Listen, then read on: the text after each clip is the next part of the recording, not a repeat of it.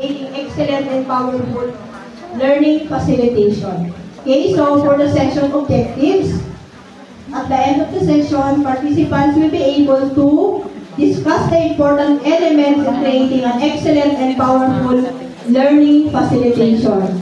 Another objective, demonstrate ways of effective learning facilitation and express commitment to apply the tips in learning facilitation of the Matatag curriculum. Okay, so for the domain stands and indicators of our Philippine Professional Standards for Supervisor as indicated in the Ticket Order number 24 series of 2020. Okay, so domain 4, the developing self and others for strand 4.1, learning and development. Indicator 4.144, model exemplary practices in the delivery of different learning and development. To start with, it states that the whole point of bringing a group together is not to give them ice cream. This could change the way they think, act, or work. We want to create learning that stays. Okay, so based on that, who would like to give an insight on if you read such as this, what comes into your mind? Sige nga.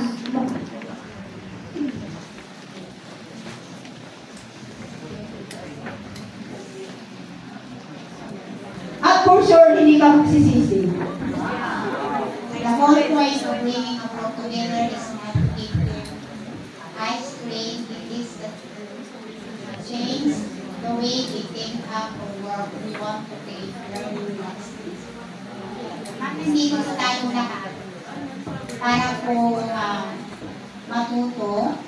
Ito po ay isang sample na rin po ng collaboration para po kung ano po natutunan natin dito ay may i-apply po natin sa ating station. Past select na yun, di ba? Sabi nga, think, act, or work. We want to create learning that stick. Nabanggit na rin yata ni Ma'am Namberto kanina. Actually siya number 1. Nagpa-leader-leader ako kaya ako principal. Hindi nauna lang ako nagpista kasi kahit nauna siya. Okay, so hindi na kasi masyadong kasi dito sabi may team play. Wala naman talagang team play. Okay, use the right technology at the right time in the most appropriate way. Hindi na. Okay, moving on to the activity. So, the title is my aha moments. Actually, ito na yung chance na makapahinga-hinga din kayo kahit papaano sa pag-iisip kasi pwede kayong mag-dismissan. Okay, so, what is that aha moment? Assign our corresponding letter to. So, like mag-send facing this, sino si A, sino ang B, kasi mamaya pag natawag na naman kayo, you will be starting for A and B. Okay? So, start with A, then take turns in sharing your answers after 3 minutes. So, we need timer, Ma'am Dayan. Okay, so, this is the sharing of your experiences. Huwag yung mga kakagasa, ito yun. What are your aha experience in learning facilitation? So, why did you consider such experience as your most unforgettable one? What is the most important element one should consider to be an effective learning facilitator? And the time starts information and lahat ng resources ko ay dapat mong hagilapin. Thank you po.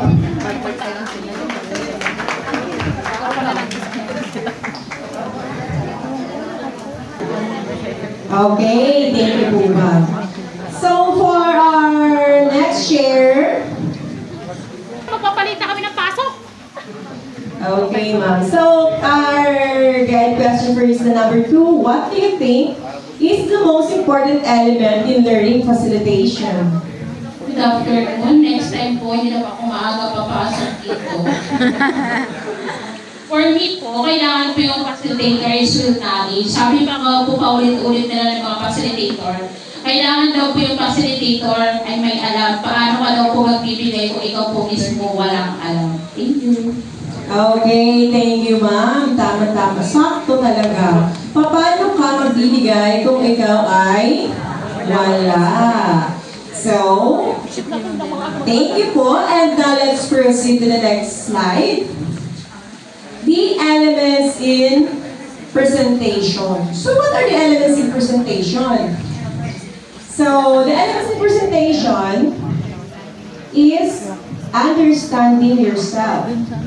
So, this is the must, or this is the basic, the facilitating learning, the presenting content, and the using of technology. So, in the facilitating learning, it uses attending and questioning skills in creating a positive or non-threatening learning atmosphere. So, engaging, supportive, and safe for diverse participants. So, of course, we all know that all our participants, para sa atin, di ba sa atin naman, mga learners na, we all know that our learners are diverse learners. So, we have to be a positive, we have to be a non-threatening learning atmosphere in our school. So, as a teacher, dapat, hindi tayo itsura pa lang is takot na yung mga bata. So, para daw maganda yung facilitation ng learning. Okay, so kahit na medyo asar tayo, medyo naiinis tayo because maingay, yung mga ganon, because of the diverse learners, we have to be a non-threatening teacher or facilitator.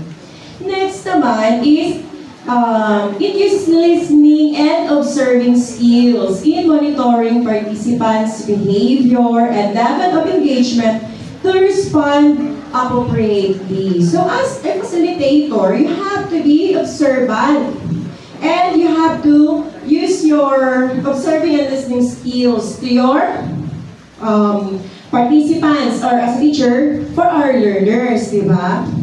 Because sometimes our learners or our participants is meron silang mga ideas or meron silang mga questions na parang hindi mo napapansin o hindi mo siya nagigets agad o hindi mo sila nabibigyan ng attention and then wala na.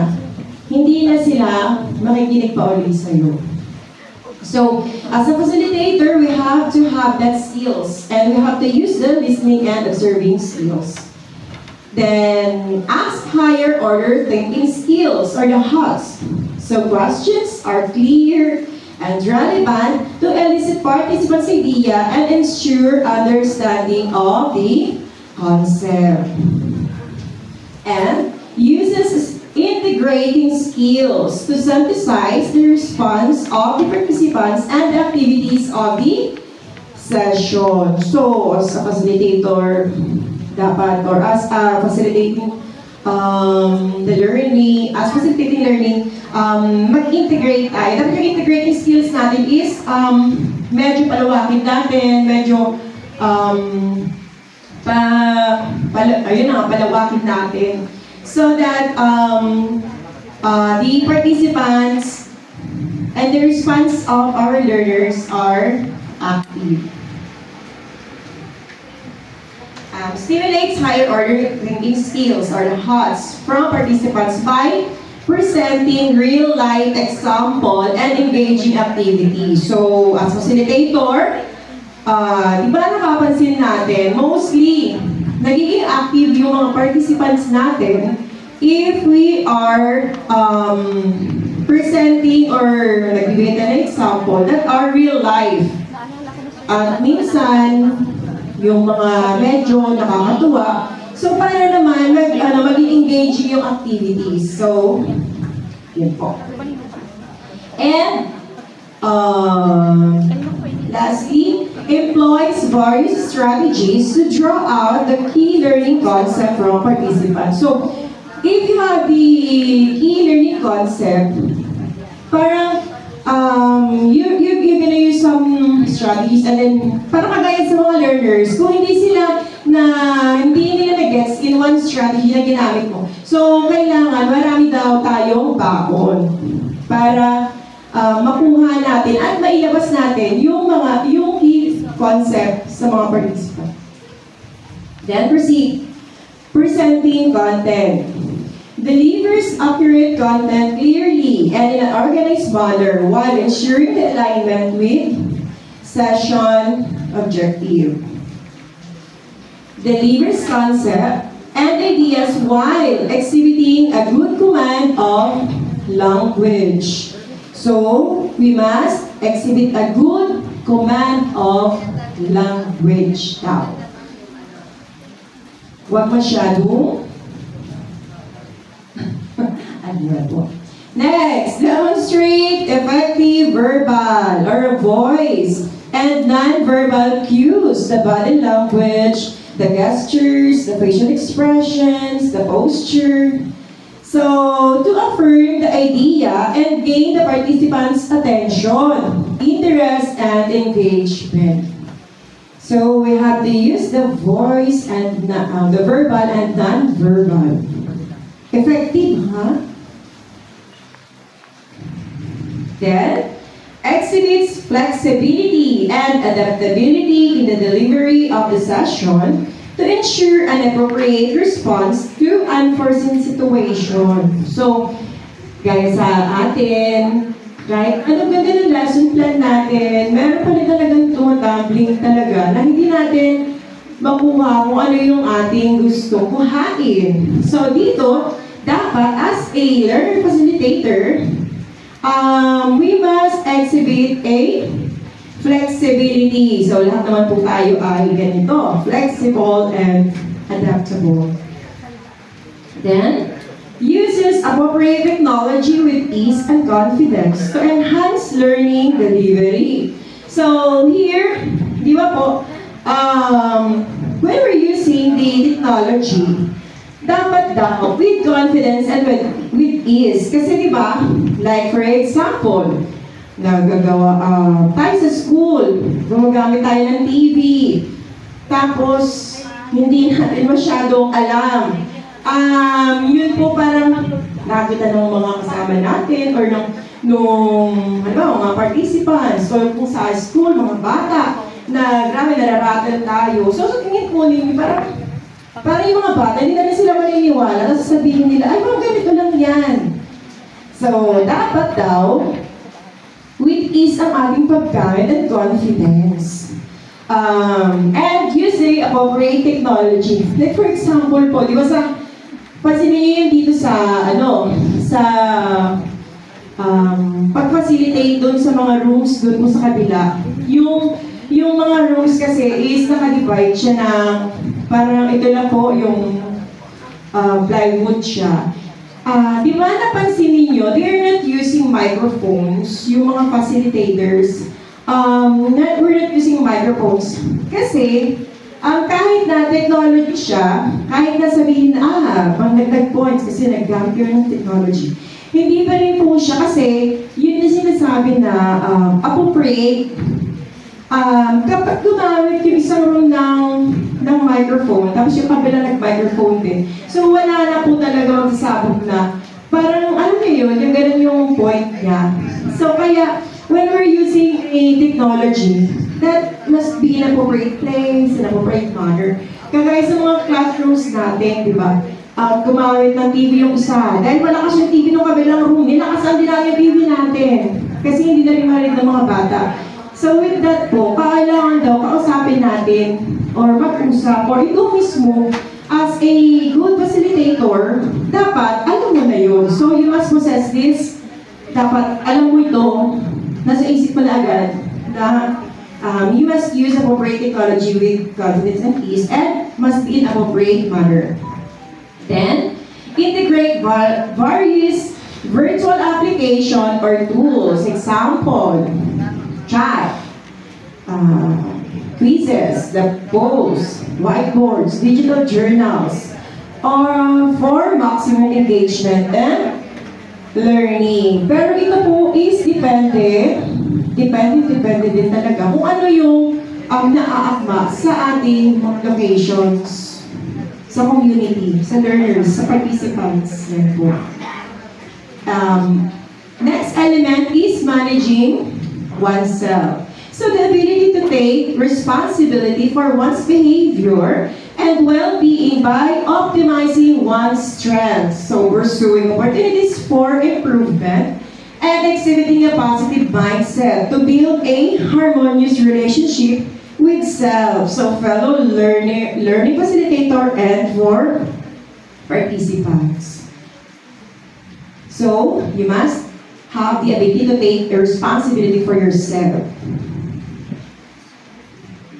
Then, for developing self, accept feedbacks without being defensive and offensive, and reflect on the feedback for self-improvement. So if you're facilitating daw, you have to accept the feedback.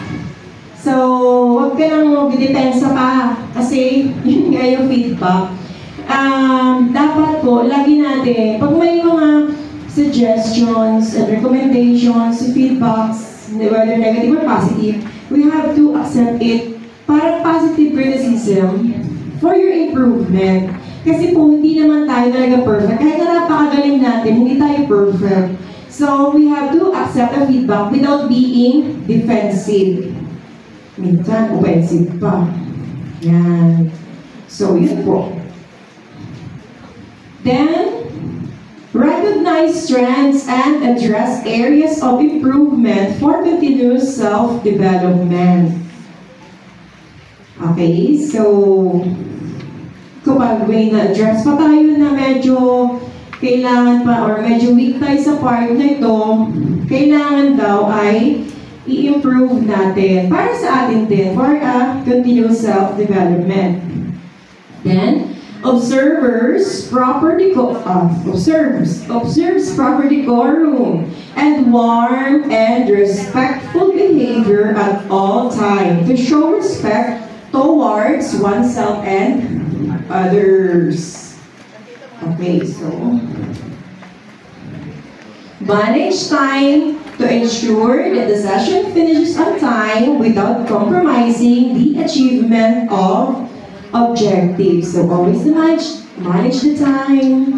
Kaya kung medyo strict talaga dito, di ba? Napapansin ninyo, para po hindi na-compromise yung achievement ng ating objective. So, shows humility, respect, and sincerity when dealing with other members of the program management team. Then, exhibits reflective behavior to influence others positively. And relate to others with sensitivity and a caring attitude. So, in working with others, we have to be sensitive. And we must have a caring attitude. Huwag yung ikaw na lang yung laging kinoconsider ng mga kasama mo. So, you must, di ba, sa team, laging share kung ano yung gusto mong ibigay sa'yo, dapat magbigay ka din. So, we must be sensitive and we must have a caring attitude. Okay, so for the understanding audience, we must use audience to heat map the emotion, the vision, and the action. Okay, next. The tips for an excellent and powerful presentation. So, be prepared. Yan yung unang-una po. Be prepared.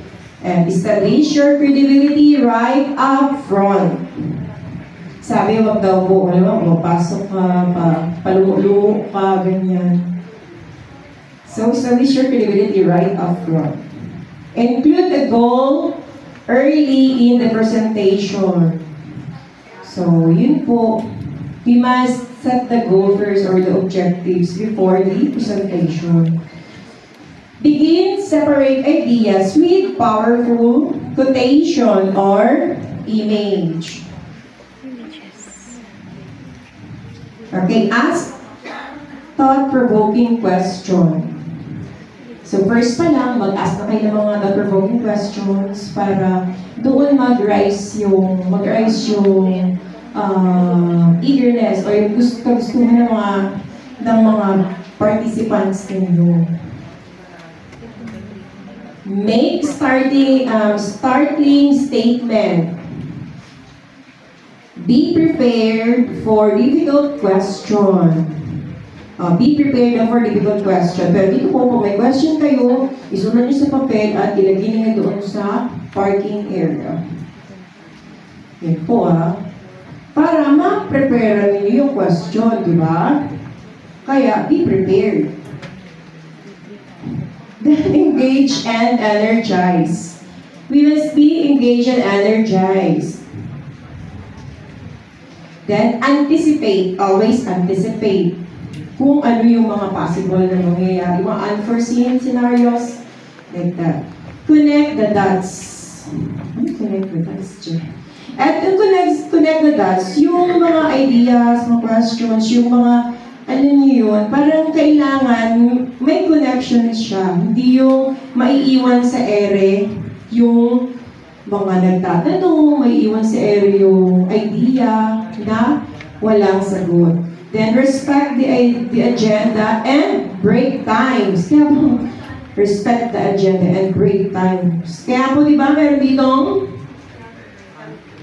health break, yung bawal kayong store when pa nag-break kayo. Kaya kapag tapos ng health break, uninterrupted that break, kaya yun ang uninterrupted. Kaya kapag nag-time na, kahit anong gawin namin sa inyo, so ganun po, lagi natin i-respect yun. Kasi minsan, di ba, nag-break na yung iba, nagpapagay, sunod kayo ito, total, anong habang kumakain kayo? Yung mga ganun yun, lalo yung mga naghahabol ng time. So, yun po. Dapat lang, respect natin yun. Minsan, kababreak lang, pasok na. Hindi pa nakaihi, ang haba ng pila. Ayan. So, yun po yung mga pinakonsider. Celebrate with gratitude. Okay, so develop the capacities you already possess. So, ito daw, possess na natin ito. We just have to develop na lang. The energy capacity. Push on physically.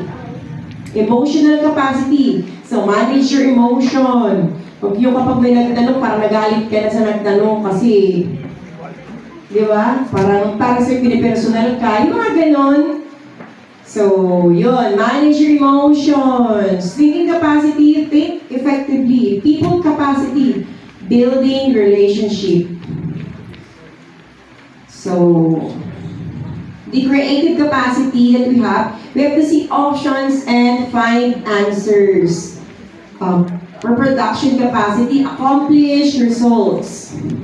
Sa leadership capacity naman, live and lead others. For discipline capacity, focus now and follow through. And for the attitude capacity, be positive regardless of circumstances. Risk capacity, get out of your comfort zone. And growth capacity, focus on how far you can go. For partnership capacity, collaborate with others. Okay, so facilitating conditions. So in facilitating conditions now, here, ideas can be challenged. Just always remember that ideas can be challenged while you're facilitating. Ambiguity is tolerated. Diversity is valued. It is okay to make mistake. Hindi yung kapag parang nagkamali ka na parang, ayaw mo na magharap sa kanila. Yung mga ganun po. People are engaged.